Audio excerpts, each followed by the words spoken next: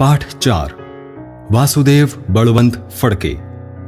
ક્રાંતિ રત્ન વાસુદેવ બળવંત ફડકે. જન્મ 4 નવેમ્બર 1845. મૃત્યુ 17મી ફેબ્રુઆરી 1883. અનેક હુતાત્માની આહુતિ લઈને 1857નો યજ્ઞકુંડ શાંત થયો. કંપની સરકારે યુદ્ધ જીત્યું હોવા છતાં એ સરકારના હાથમાં સામ્રાજ્યનો કારભાર સોંપવો બ્રિટિશ રાજપરિવારને પરવડે તેમ નહોતું. એ અનેક પ્રકારે સિદ્ધ થઈ ચૂકેલું. પરિણામે કંપની સરકારની સત્તા ગઈ અને રાણી વિક્ટોરિયાનો અમલ શરૂ થયો. લથડી ચૂકેલ સ્વાતંત્ર્ય યુદ્ધથી લોકોમાં પણ નિરાશા વ્યાપી ગઈ હતી. પણ પુણેનો એક તરુણ માત્ર બેચેન હતો, અસ્વસ્થ હતો. રાત રાત પથારીમાં તરફડતો હતો. પોતાના ઘરના દેવસ્થાનકના દત્તાત્રેય સમક્ષ કલાકો સુધી ધ્યાન ધરીને બેસતો હતો. સારી સરકારી નોકરી અને સોના જેવો સંસાર હોવા છતાં એના દિલમાં સ્વસ્થતા નહોતી. નવા પારકા રાજકર્તાઓની મનમાની, વૃત્તિ તથા અત્યાચાર એને અસ્વસ્થ કરતા હતા. મૃત્યુના માર્ગે જઈ રહેલી માના અંતિમ દર્શન અધિકારીએ રજા નામંજૂર કરતા તેને થઈ શક્યા નહોતા. એને લીધે આ અસ્વસ્થતામાં સંતાપનો તણખો ઝર્યો હતો. દેશમાં પડેલ દુકાળથી રૈયતના થયેલા હાલ હવાલ અને અંગ્રેજ સરકાર તરફથી દુકાળગ્રસ્તોની થયેલી ઉપેક્ષા, રીબામણી, પજવણી એણે સર્વત્ર સ્વયં ફરીને જાતે ઉઘાડી આંખે નિહાળી હતી. એક દિવસ વહેલી સવારે તેની અસ્વસ્થતા જાણે જંપી ગઈ. દત્તગુરુએ જાણે એને દિવ્ય જ્ઞાન દીધું. મન શાંત થઈ ગયું. એણે નિશ્ચય કર્યો, હવે દીન દુર્બળનું કલ્યાણ એ જ વ્રત અને જુલમી અંગ્રેજોને દેશમાંથી બહાર હંકારી કાઢવા એ જ ધ્યેય. નિશ્ચિત મને એ તરુણે આસન છોડ્યું. એ તરુણનું નામ હતું વાસુદેવ બળવંત ફડકે.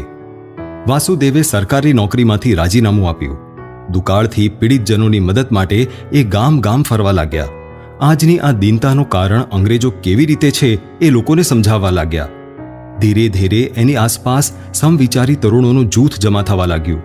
આ જૂથને એણે સંગઠનાત્મક સ્વરૂપ આપવાની શરૂઆત કરી. ગુપ્તપણે શસ્ત્રો, હથિયાર જમા કરવાની કામગીરી આરંભી. છત્રપતિ શિવાજી આ કાર્ય માટે એના આદર્શ હતા. પોતાના સાથીદારો સાથે લાંબી લાંબી મંજિલો કાપતા તે સર્વ ગામ પાદર, કોતર, ડુંગર ફરી વળતા. સ્વરાજ્ય ખડું કરવું એટલે પ્રદેશ જીતવા. એ માટે સૈન્ય ઊભું કરવું જરૂરી હતું. સૈન્યને લડવા માટે શસ્ત્રો અને પેટ ખાતર પૈસાની જરૂર હતી. એ બધા માટે ધન મેળવવું આવશ્યક હતું. એ કાંઈ ફંડફાળાથી કે ભિક્ષાદાનથી મળી શકે તેમ નહોતું. ગરીબ પ્રજાને પીડી પીલીને શ્રીમંત થયેલા અને સ્વાર્થ માટે અંગ્રેજોના ચાપલુસીદાર, ચાકર જેવા બનેલા શેઠ, શાહુકાર, વ્યાપારી, જમીનદાર, અફસરો વગેરેને લૂંટી ધનરાશિ એકઠી કરવી પડશે એવું વાસુદેવના ધ્યાનમાં આવ્યું. એ માટે દરોડા પાડવા પણ જરૂરી હતા. સ્વરાજ્ય માટે આ કાર્ય કરવાની પણ એની તૈયારી હતી. પહેલો દરોડો પાડ્યો ઘામારી ગામના દોલતચંદ કિલાચંદ મારવાડી નામના શાહુકાર પર. એ દિન હતો 13મી ફેબ્રુઆરી 1879નો. એ પછી ધાર દરોડાની માલિકા શરૂ થઈ. પ્રચંડ લૂંટ મળવા લાગી. એ ધનમાંથી તલવાર, બંદૂકો, કારતૂસ અને ઇતર શસ્ત્રોની ખરીદી કરવા લાગ્યા. સૈન્યને પગાર ચૂકવવા લાગ્યા.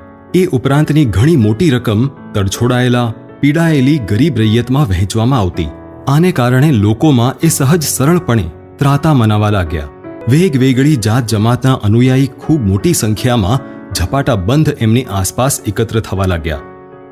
વાસુદેવ બળવંતના વધતા વર્ચસ્વ અને તેમને મળી રહેલા પીઠબળને જોઈને મુંબઈ પ્રાંતના ગવર્નર સર રિચર્ડ ટેમ્પલ ગભરાયા. એમને 1857ની પુનરાવૃત્તિનો ડર લાગવા લાગ્યો. સર ટેમ્પલે વાસુદેવ બળવંતનો બંદોબસ્ત કરવા, ઠેકાણે લાવવા અત્યંત કાબેલ અને ઉત્સાહિત તેજસ્વી તરીકે પ્રસિદ્ધ એવા મેજર વિલિયમ હેનરી ડેનિયલ નામના સેનાધિકારીની ખાસ નિમણૂક કરી. જનતાનો ટેકો એટલો મજબૂત હતો કે માથા પછાડવા છતાં પણ તેમને થોડો પણ રસ્તો મળતો નહોતો. છેવટે જે કામ બળથી સાધી શકાયું નહીં તે કામ પૈસાથી સરળતાથી સાધી શકાશે એમ વિચારીને સર ટેમ્પલે વાસુદેવ ફડકે પર ₹4000નું ઇનામ જાહેર કર્યું. એના પ્રત્યુત્તર રૂપે વાસુદેવ બળવંતે પૂનાના કલેક્ટરના શિર સાટે ₹3000 અને મુંબઈના ગવર્નરના માથા માટે ₹5000નું ઇનામ જાહેર કર્યું. એવી જાહેરાત ગામે ગામ કરી. આ યોજના સીધી સરળ રીતે પાર પડતી નથી એ જોઈને મેજર ડેનિયલે કપટ નીતિ આરંભી. આ અરસામાં દરોડામાંથી મળનારી પ્રચંડ લૂંટને જોઈને કેટલાક રામોશીની મતિ બગડી હતી. લૂંટ દરોડાનો મૂળ ઉદ્ધાત હેતુ તેઓ વિસરી ગયેલા. એમણે લૂંટનો માલ દબાવી દેવાની, એટલું જ નહીં વાસુદેવ બળવંતના નામથી પોતે જ લૂંટફાટ કરી. સ્વાર્થી આશયથી અત્યાચાર કરી દહેશત ફેલાવવાની શરૂઆત કરી. આનું પરિણામ એ આવ્યું કે મેજર ડેનિયલના છળ કપટને ધીરે ધીરે જશ મળવા લાગ્યો. એને વાસુદેવ બળવંતના સગડ મળવા લાગ્યા. આથી વધુ જુસ્સાથી એ શિકારી કૂતરાની જેમ તેમની પાછળ પડી ગયો. વારંવાર ચકમક ઝરવા લાગી. એવી જ એક ચકમકમાં એમના જમણો હાથ સમાન દૌલતરાવ નાઈક મેજર ડેનિયલની ગોળીનો ભોગ બન્યો. નાઈકના પતન સાથે રામોશીમાં ફાટફૂટ પડી. કંઈ બેઈમાનોને નાઈલાજ દૂર કરવા પડ્યા. સ્વાર્થ ન સરવાથી કેટલાક સાથ છોડીને ચાલી ગયા. બધું જ હાલક ડોલક થઈ ગયું. કોઈક થોડાક સહકારીઓ સાથે મેજર ડેનિયલનો પીછો છોડાવવા જંગલમાં ભાગમભાગ શરૂ કરી. અપયશ, અપમાન અને ભૂખને કારણે ઘોર નિરાશા તેમને ઘેરી વળી હતી. નિરાશા દૂર કરવા માટે ગાણગાપુર ગયા. થોડા દિવસ પછી તે શૈલમાં કૃષ્ણા નદીના તીરે જઈને વસ્યા. અનુષ્ઠાન અને તપશ્ચર્યા કરી નિરાશા ઝાટકી નાખી. અંગ્રેજો સામે નવા દમથી લડવા માટે ફરી જોમપૂર્વક ઊભા થયા. પોતાની સઘળી મૂડી વાપરીને એમણે હૈદરાબાદમાં 500 રોહિલાનું સૈન્ય તૈયાર કર્યું. પણ કમનસીબ વાસુદેવની પાછળ હાથ ધોઈને પડ્યું હતું. મેજર ડેનિયલે વધારે ધનની લાલચ દેખાડતા જ રોહિલા બેઈમાન થઈ ગયા અને વાસુદેવ પર વળતો હુમલો કર્યો. ખૂબ મુશ્કેલીથી તેઓએ એમાંથી છુટકારો મેળવ્યો. ફરી એકવાર મેજર ડેનિયલને થાપ આપતા જંગલમાં ભાગમભાગ ચાલુ થઈ. એકાકી અવસ્થામાં પોતાના દેશથી દૂર પારકા પ્રદેશમાં નિષ્કંચન હાલતમાં પીછો છોડાવતા દૂર દૂર સુધી ભાગતા રહ્યા. ભૂખથી અને ખુલ્લામાં રહેવાને કારણે એમને કાયમ તાવ રહેવા લાગ્યો. જાણે માથું ફાટી જશે એમ અસહ્ય માથું દુખતું રહ્યું. એવી કઠોર અને ભગ્ન અવસ્થામાં તે એક રાતે વિજાપુર જિલ્લાના દેવરનાડગી ગામે પહોંચ્યા. માથામાં જાણે હથોડા પડતા હોય એવો દુખાવો તેમજ તાવથી ફળફળતું અંગ. આવી અવસ્થામાં તરતા તરતા ભીમા નદી પાર કરી એ પેલી પારના બૌદ્ધ વિહારમાં પહોંચ્યા.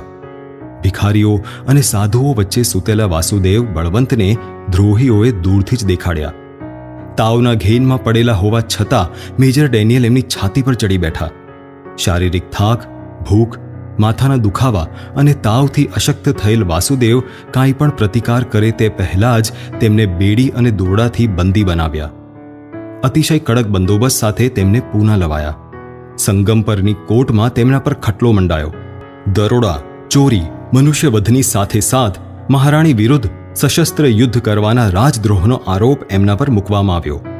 અંગ્રેજોનું ભારતમાં અન્યાયી રાજ્ય અકુદરતી અને બિનકાયદેસર હોવાથી તેમણે માંડેલો આ ખટલો, કેસ પોતાને માન્ય નથી એમ વાસુદેવની માન્યતા હતી. એટલે અદાલતમાં કોઈ દલીલ કરવાનું તેમને માન્ય નહોતું.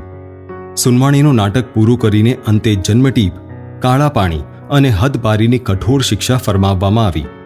શિક્ષા જાહેર થતાં જ તેમને કોર્ટમાંથી સીધા રેલવે સ્ટેશન લઈ જવામાં આવ્યા. ગાડી છેક મુંબઈ બંદર સુધી લઈ જવામાં આવી. કહેતી બોટ પર ચડતા જ લંગર ઉચકાયું અને બોટ એડન ભણી રવાના થઈ. એડનની જેલમાં એમના પર અતિશય અત્યાચાર અદરાયો. એ તુરંગ ફોડીને ભાગી નીકળ્યા. પણ અજાણ્યો, રેતાળ પ્રદેશ, પારકી ભાષા, મદદનો અભાવ, એવી અવસ્થામાં ભાગવું પણ ક્યાં? સ્વાભાવિક એ પકડાઈ ગયા. કારાવાસમાં પાછા આણ્યા પછી અત્યાચાર અને હાલ હવાલ કરવાનું પ્રમાણ અધિક જ વધી ગયું. અન્ન પાણી બંધ કરાયા. આવી અનંત યાતનાઓ સહન કરતા પારકી રેગિસ્તાન ભૂમિ પર માતૃભૂમિથી હજારો કોસ દૂર એકાકી અવસ્થામાં એડનની ભીષણ તુરંગમાં આ આદ્ય ક્રાંતિકારકના પ્રાણ તેમનો નશ્વર દેહ છોડી ગયો. પણ આ બલિદાન વ્યર્થ નહોતું. એમની ચિતામાંથી ઉઠનારા તણખામાંથી અનેક રાષ્ટ્રભક્તોના કાળજામાં હુતાત્માના સ્ફુલિક પ્રકટનાર હતા. એમણે પેટાવેલી આ આગ અંગ્રેજ રાજ્યનું બલિદાન લઈને જ શાંત થનાર હતી.